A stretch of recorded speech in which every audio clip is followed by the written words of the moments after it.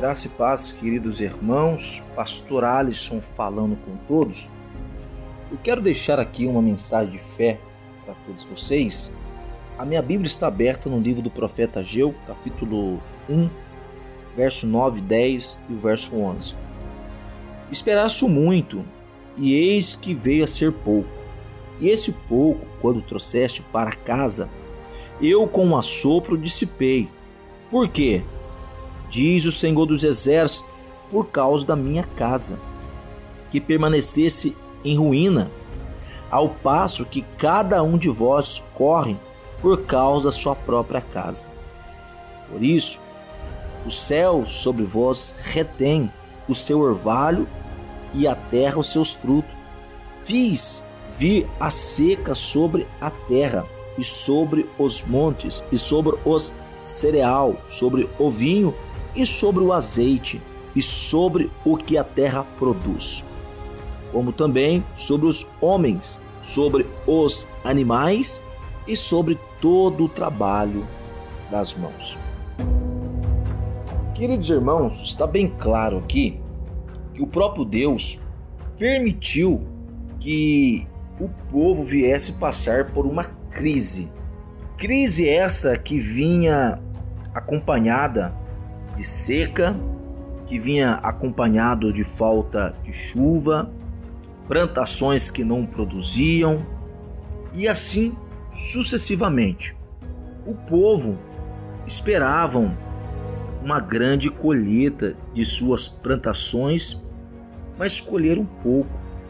Colheram-se frustrações, porque quando vivemos sem questionar o sentido e o objetivo do trabalho, quando se vive apenas segundo a lógica da conquista material, sem considerar o ensino de Deus, é isso que acontece. O povo daquele tempo estava somente preocupado com suas plantações, com seus bens materiais e desconsideravam a casa do Senhor. Então Deus lhe permitiu essa tão dura provação devido ao povo simplesmente desconsiderar a obra de Deus. E diante disso eu quero trazer uma mensagem com o seguinte tema: Deus é de primícia e não de sobra. O profeta Ageu, ele mostra algumas verdades neste versículo. Primeiro, Deus não aceita sobra, ele requer primícia. O povo estava investindo o melhor em suas casas e deixando a casa de Deus em ruínas. Traziam para Deus as migalhas e as sobras, os animais cegos e aleijados. Traziam ofertas indignas e mesquinhas. Por isso Deus assoprava e rejeitava. Deus requer primícias e não sobra. Como diz em Provérbios 3:9, honrar a Deus com as primícias de seus frutos, com as suas fazendas. Assim como diz Salomão, Deus não precisa de nada. Ele é o dono do ouro e da prata.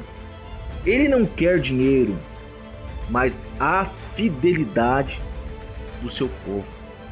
É isso que Deus quer, fidelidade.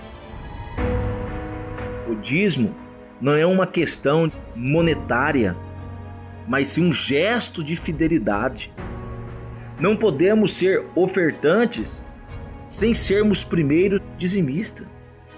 Investir na casa de Deus nos traz abençoadora recompensa.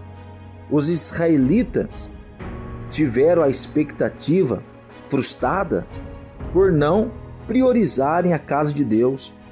Esqueceram-se de que tudo o que tinha viera das mãos dele e o que eles deviam consagrar suas primícias a Deus. É isso que acontece. Tudo que nós temos provém de Deus. É o Senhor que nos concede e por isso nós devemos consagrar primeiramente as primícias ao Senhor. A Bíblia nos ordena: honra o Senhor com os teus bens e com as primícias de tua renda, e encherão fartamente os teus celeiros e transbordarão de vinho teus lagares. É uma promessa de Deus. Quando deixamos de levar os dízimos à casa de Deus e a deixamos em ruína para só investir em nossas próprias casas, fechamos sobre nós mesmos as janelas do céu e retemos sobre a nossa própria cabeça a bênção do Altíssimo. Uma outra verdade solene que nos revela nesse texto é que Deus nos impede de usufruir o que deixamos de investir na sua casa. Percebe-se o que está escrito no versículo 10 e versículo 11. Por isso o céu sobre vós retém o seu orvalho e a terra dos seus frutos. Fiz vir a seca sobre a terra, sobre os montes, sobre o cereal, sobre o vinho, sobre o azeite e sobre o que a terra produz, como também sobre os homens, sobre os animais e sobre o trabalho das mãos. Então Deus impede de nos usufruir do que deixamos de investir na casa de Deus.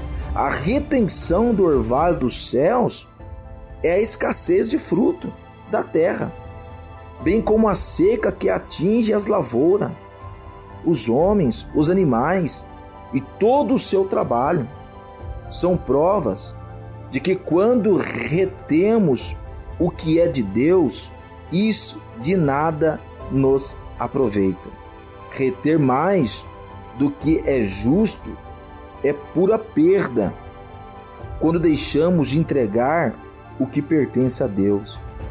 Na casa de Deus, isso vaza pelos dedos. É o mesmo que colocar salário em um saco furado. Deus não deixa sobrar. Que venhamos considerar a obra de Deus, a casa de Deus, que não venhamos nos esquecer de sermos fiéis ao Senhor. Então guarde isso no seu coração. Deus é Deus de primícias e não de sobra. Deus abençoe.